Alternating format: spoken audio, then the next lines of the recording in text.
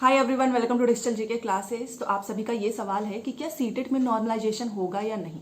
सबसे पहले नॉर्मलाइजेशन क्या होता है ना, वो समझ लीजिए। देखिए, नॉर्मलाइजेशन तब लगता है जब आपके पेपर कई शिफ्ट में होते हैं। एक दिन पेपर होता है तब नॉर्मलाइजेशन नहीं लगता है। फॉर एग्जाम्पल, आप जो है पेपर देने गए, आपकी शिफ्ट ईजी हो गई, कोई दूसरा गया, उसकी शिफ्ट हार्ड हो गई। तो सबको एक साथ लेकर चलने के लिए अगर आपकी शिफ्ट इजी हो गई तो उसमें नंबर कम कर दिए जाते हैं, और अगर शिफ्ट जो है हार्ड हो गई तो उसमें नंबर बढ़ा दिए जाते हैं। अब वो डिपेंड करता है कि कितने नंबर, एवरेज वो रहता है कि हमको कितना नंबर बढ़ाना है, कम करना है। इस केस में क्या हो जाता है ना, फॉर एग्जाम्पल आप पेपर देकर आए और आपने सोचा कि मेरे 90 नंबर आ जाएंगे, बट आप बाद में पता चला कि आपकी जो शिफ्ट है वो ईजी थी। तो उस केस में क्या करते हैं ना, 2 नंबर कम हो जाते हैं या 1 नंबर। तो इस केस में क्या होता है ना, कभी कभी बच्चे पास भी हो जाते हैं, फेल भी हो जाते हैं। ठीक है, तो कुछ लोग कहते हैं कि नॉर्मलाइजेशन का प्रोसेस नहीं होना चाहिए, बहुत बेकार है, क्योंकि इसमें हम पास होते हैं, बाद में हम फेल हो जाते हैं। और कुछ लोग जो हैं जिनका 1-2 नंबर से रुक जाता है, वो पास भी हो जाते हैं। तो आप समझ गए होंगे, ठीक है। या फिर आप खुद से देख लीजिए कि इस बार भी बहुत से लोग बोल रहे हैं कि 28 वाली जो शिफ्ट है ना वो ज्यादा इजी थी, 29 वाली उससे थोड़ी सी टफ थी। तो अगर नॉर्मलाइजेशन का प्रोसेस लगता है तो जो शिफ्ट इजी रहती है उसके नंबर कम कर दिए जाते हैं, और जो शिफ्ट जो है हार्ड होती है, टफ होती है, उसके नंबर बढ़ा दिए जाते हैं। इसे बोलते हैं नॉर्मलाइजेशन। अब ये कितना लगता है ये मुझे भी नहीं पता, वो पूरा अपना खुद से वो लोग निकालते हैं। आप बहुत से जो है एग्जाम देते होंगे, चाहे जिसमें कई शिफ्ट में चलते हैं पेपर, तो उसमें नॉर्मलाइजेशन लगता है। जब आपकी मार्कशीट आती होगी ना, तो आप देखते होंगे कि आपका वास्तविक स्कोर कितना है प्लस आपका नॉर्मलाइज्ड स्कोर कितना है। आप वास्तविक स्कोर की मतलब आपने इतने नंबर पाए होंगे, और नॉर्मलाइज्ड स्कोर नीचे लिखा होता है कि आपके नंबर कम हुए या बढ़े हुए हैं। ठीक है ना, तो ये आपके पूरे मार्कशीट पे लिखता है। अब मैं आपको बताना चाहूंगी कि बहुत से लोग बोल रहे हैं कि नॉर्मलाइजेशन होगा, बहुत से लोग बोल रहे हैं नहीं होगा। तो मैं आपको बता देती हूँ, क्योंकि जो पिछली बार जो है ऑनलाइन पेपर हुआ था 2021 वाला, तो और इस बार भी है, तो इस बार बहुत से लोग कह रहे हैं कि नॉर्मलाइजेशन होना चाहिए क्योंकि 1.5 महीने पेपर चला है। तो मैं आपको एक चीज अच्छे से समझा सकती हूँ। देखिए, अगर हम नॉर्मलाइजेशन हुआ होता पिछली बार, तो बहुत से लोग उसमें भी कह रहे हैं कि हमारे साथ तो नॉर्मलाइजेशन हुआ है क्योंकि हमारे नंबर कम हुए हैं, और कुछ लोग बोल रहे हैं कि नहीं हुआ है, मैंने जितना नंबर जोड़ा था सेम एज इट इज मिला है।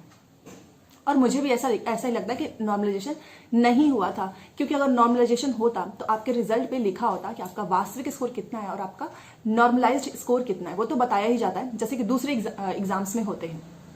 मैं अगर आपको अपना बताऊं, तो मैंने जब आंसर की आई थी ना, तो वो इस बार के आंसर की ना थोड़ी सी डिफिकल्ट थी। तो इस चक्कर में बहुत से लोग अपना नंबर ही नहीं मिलाए थे, उन्होंने जोड़ा तक नहीं था। कि बहुत से लोग ये बोले थे कि अरे बहुत टफ है, देखा जाएगा सीधे रिजल्ट। मैंने अपना मिलाया था, मेरा जितना उसमें था ऑफिशियल जो फाइनल आंसर की होती उसमें मेरे जितने नंबर थे उतना ही मुझे नंबर मिला है। ना तो मेरे नंबर कम हुए, ना ही मेरे नंबर बढ़े हैं।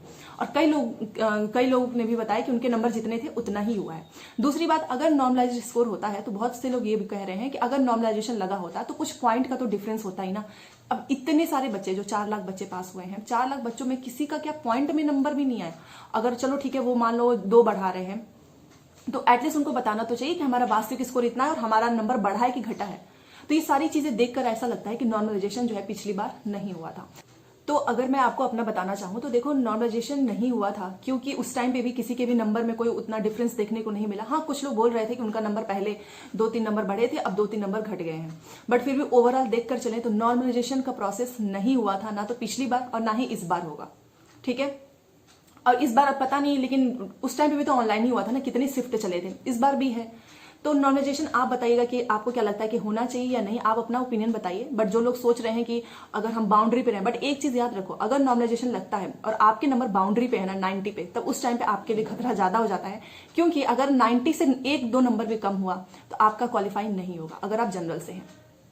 और SC ST OBC का 82 है, तो अगर आपका नॉर्मलाइजेशन जो है लग के, और इसमें ऐसा नहीं कि बस नुकसान ही होता है, फायदा भी होता है। बहुत से स्टूडेंट हैं जो 1-1, 2-2 नंबर से इतने सारे एग्जाम्स होते हैं उसमें पास हो जाते हैं। आपने भी बहुत से एग्जाम्स दिए होंगे जिसमें नॉर्मलाइजेशन लगता है।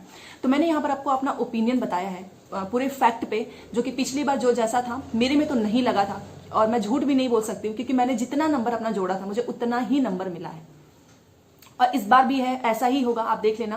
क्योंकि हार्ड शिफ्ट और इजी शिफ्ट एक तो 1.5 महीने पेपर चलते हैं, अब उनके अकॉर्डिंग होना चाहिए ना, सीटेट के अकॉर्डिंग उनको पता, क्योंकि वो ये कोशिश करते हैं ना, आपने उनका नोटिफिकेशन देखा होगा, उसमें वो ये कोशिश करते हैं कि उन्होंने हर एक शिफ्ट में ना उतनी ही, अगर किसी में CDP ईजी है ना तो किसी में मैथ वो टफ कर देते हैं, और किसी शिफ्ट में अगर मैथ ईजी है तो CDP को टफ कर देते हैं। तो उन्होंने बोला कि हम सब कुछ एकदम से बैलेंस करके चलेंगे कि ना तो कोई शिफ्ट ईजी हो, ना ही कोई शिफ्ट जो है हार्ड हो। तो पूरा प्रोसेस, जैसे कि आप पेपर देने जाएंगे तो आपको लगेगा ना कि आज की सीडीपी बहुत टफ थी, बट आप बोलोगे अरे मैथ तो बहुत हलवा पेपर आया था। दूसरे वाले में क्या होगा ना कि आज की सीडीपी तो बहुत इजी थी, बट मैथ जो है ना थोड़ा सा मॉडरेट है। तो ये उनका प्रोसीजर रहता है। 5 जितने भी सारे सब्जेक्ट्स होते हैं ना, वो किसी दिन किसी को इजी कर देते हैं, किसी दिन किसी को टफ कर देते हैं। तो ये पूरा बैलेंस करके चलते हैं। ठीक है, आई होप आप समझ गए होंगे नॉर्मलाइजेशन का मतलब। और इस बार भी आपके कई शिफ्ट में एग्जाम होंगे, तो आप अपनी प्रिपरेशन पे ध्यान दीजिए, कोशिश करो कि ज्यादा से ज्यादा नंबर लेकर आओ।